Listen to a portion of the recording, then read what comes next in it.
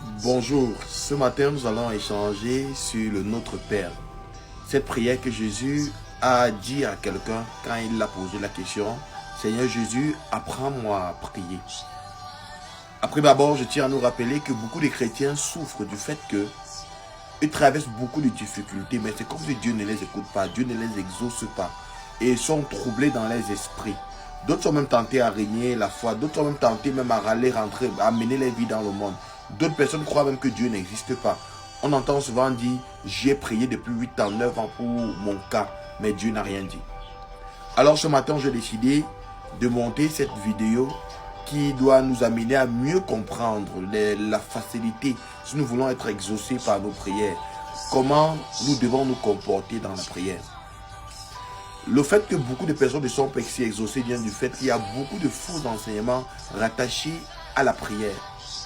Alors je tiens à nous rappeler que la personne vient rencontrer Jésus, forcément, il traverse la même situation que toi.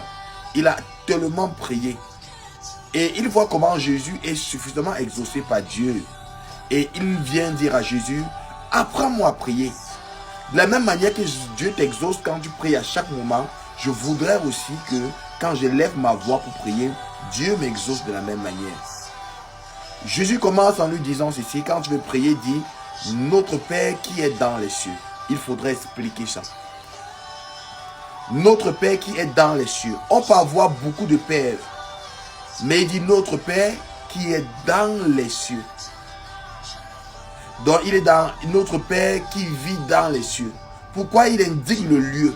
Parce qu'il savait qu'il y a beaucoup de personnes qui ont mis les confiances et qui ont fait des hommes sur la terre, les dieux, et qui décident parfois même de leurs sujets de prière.